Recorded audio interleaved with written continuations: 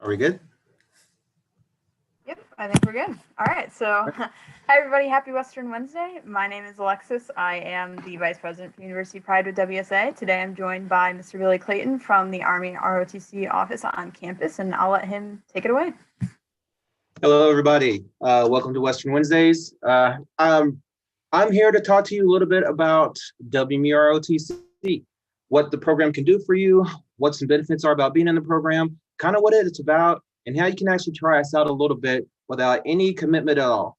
So I got a really short presentation I'm going to give you guys, and then after that, if there's any questions, we'll answer those questions, and then I'll let you guys have the rest of your day. All right, let's get started.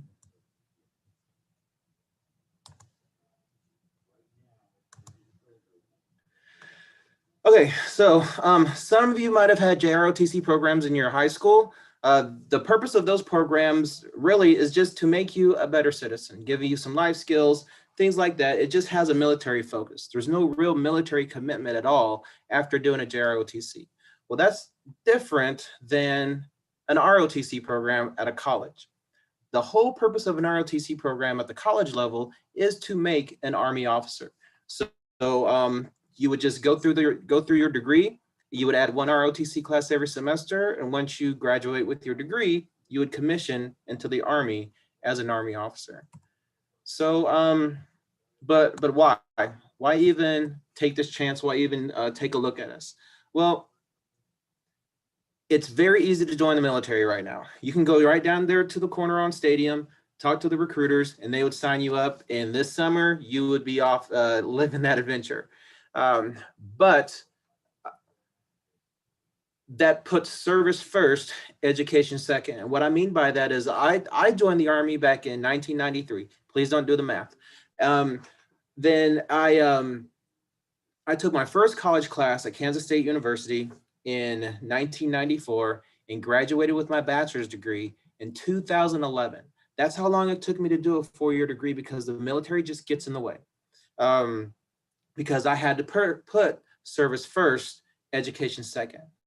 But since you guys are already education minded because you're here, here's an opportunity to be able to do school and military service at the same time. And we actually get to put education first, service second, because again, you can't be an Army officer unless you have a bachelor's degree. So we're going to be invested in providing you with the necessary skill sets you need in order to be a good Army officer, but we're also going to ensure that you're successful academically. There are 3 ROTCs.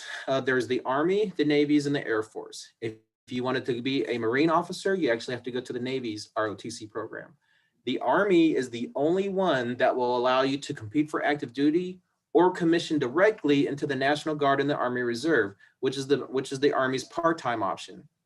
Why would I want to do that, you might be asking? Well, here's how it might look. Let's say you have a wonderful, life-changing internship during the summer.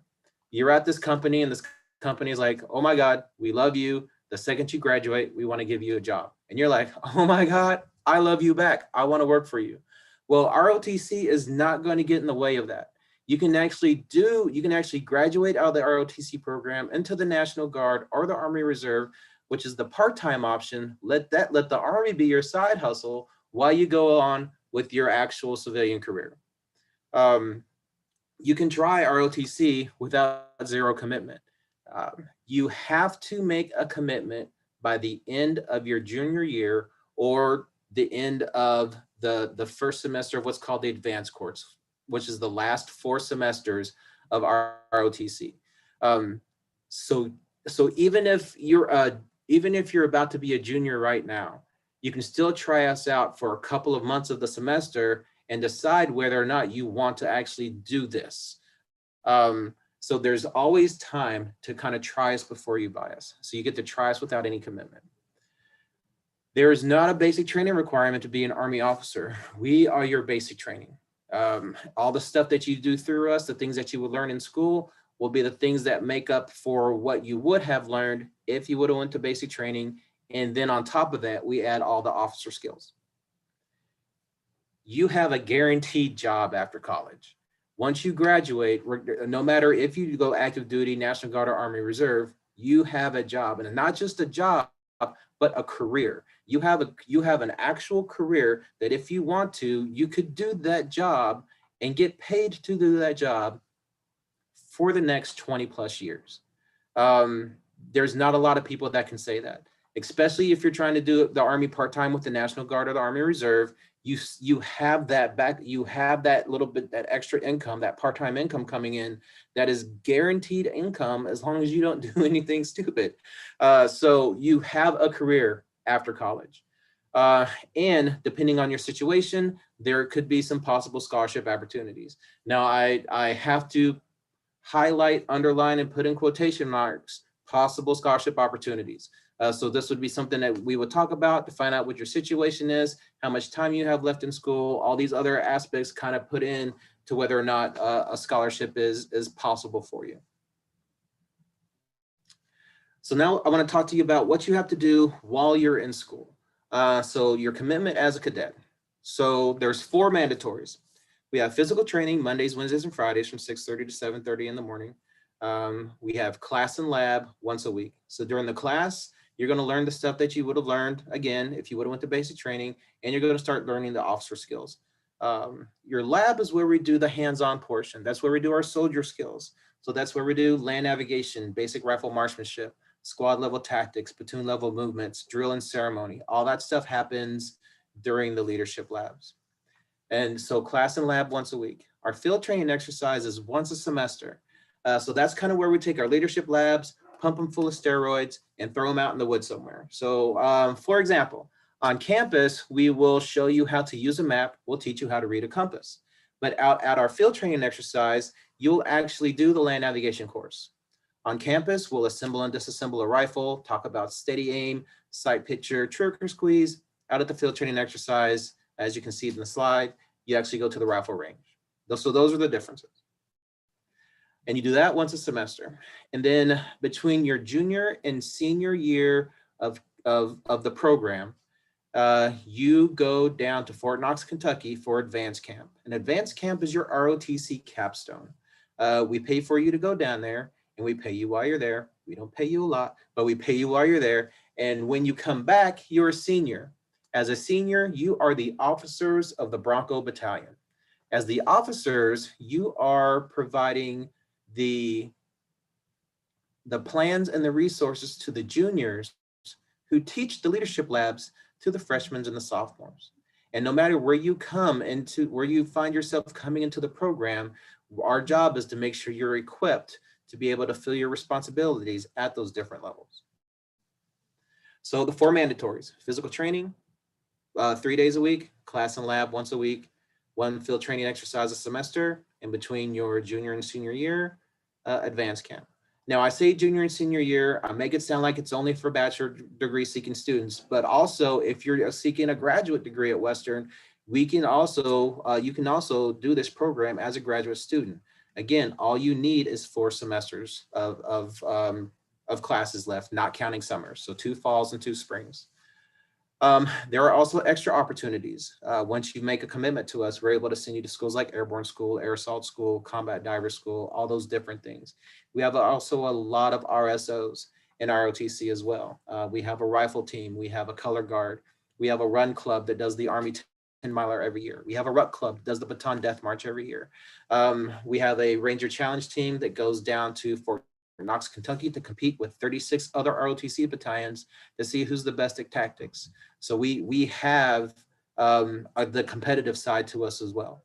So if you're looking for something a little extra, if you're bored right now from what's going on and you need a little bit more in your life and you do have that propensity to serve, we can actually give you the best of both worlds with your ability to continue your education here at Western and to be part of an organization that's doing something bigger than you. You can actually step outside of yourself, get out of your comfort zone, do bigger and better things, be part of these groups and clubs, let your competitive nature come out, all those good things. We have the ability for you to do that. Now, once this is all over, that will start your officer commitment. Now your commitment, a military contract, your initial military contract is an 8-year commitment.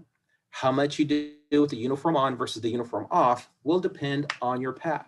So let's say you come through ROTC and you compete for and you get active duty.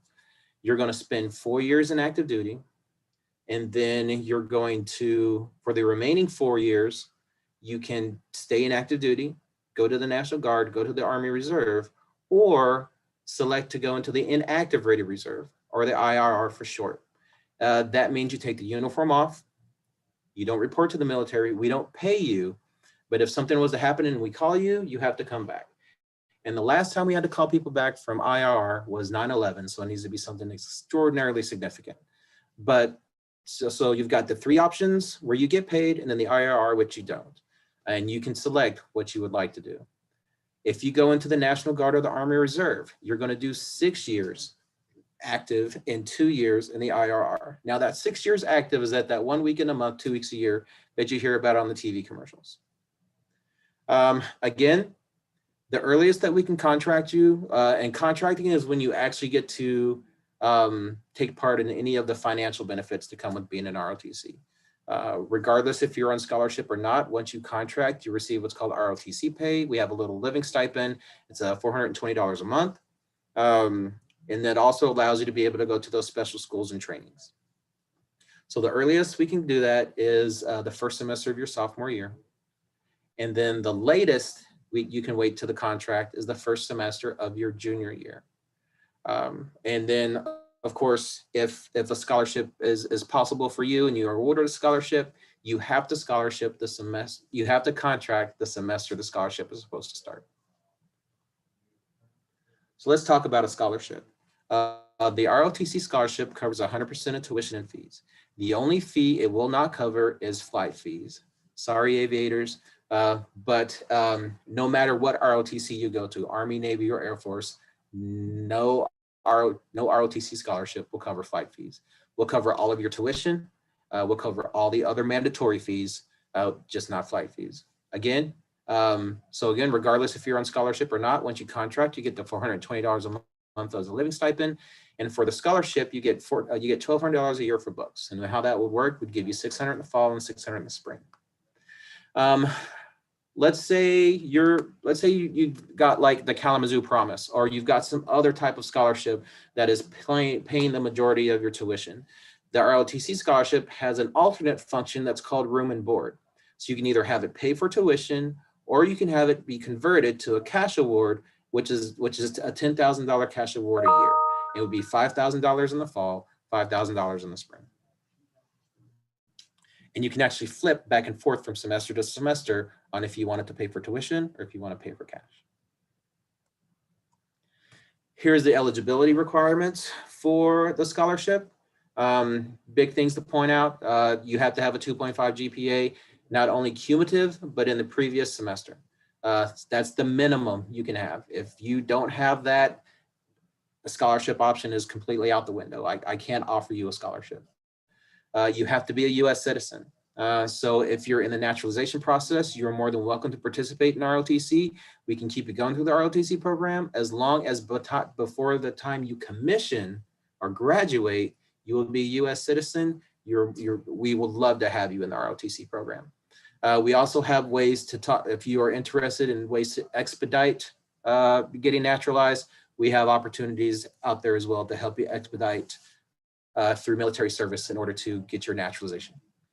Under 31 at graduation, we can waive that, but if you want a scholarship, we cannot give you a scholarship if you'll be over 31 at graduation.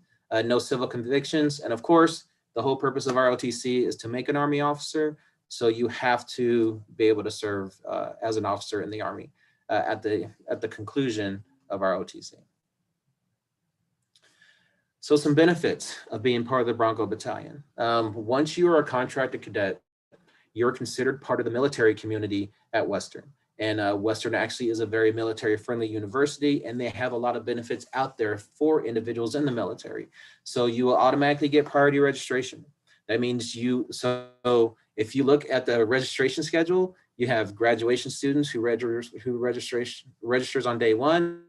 The next day after that, if you look at everybody that is able to register, you see that ROTC is right there. So you get to actually register for all your classes on day 2 with all the athletes, the Honors College, and everybody else that has priority registration. You're eligible to apply for ROTC and military specific scholarships. The Western's Office of Military Veteran Affairs provides over $16,000 worth of scholarships every year. And ROTC students actually get a lot of those because they're the ones that are applying for the scholarships. The monthly stipend, the $420 a month as a monthly stipend. And if you're on scholarship, you also receive a housing grant. If you're living on campus, the Western will provide you with $3,000 towards your on-campus housing. This is my contact information. That's my phone number and of course my Western email. My job as a scholarship and enrollment officer is to help you start this discovery process to figure out if ROTC is a good fit for you and to help determine what other financial benefits are out there in order to help you pay for school. So if you have any questions at all, that is my contact information and I will be more than happy to reach out to you.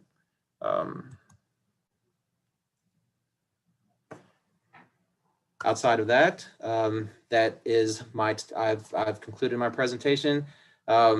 We will have things called Discovery Days next semester. So if you're still kind of on the seat about whether or not you want to try us out or not, and you have the time, let's say you're a freshman or a sophomore and you kind of have some time, you can actually come out to one and visit one of our class and labs in the winter semester and sit through our freshman class and then go to one of our leadership labs.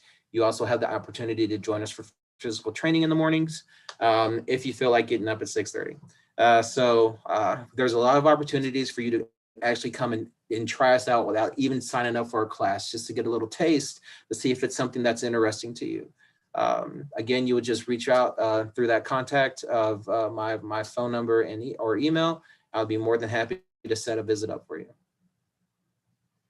Thank you very much. Have a great day and go Broncos.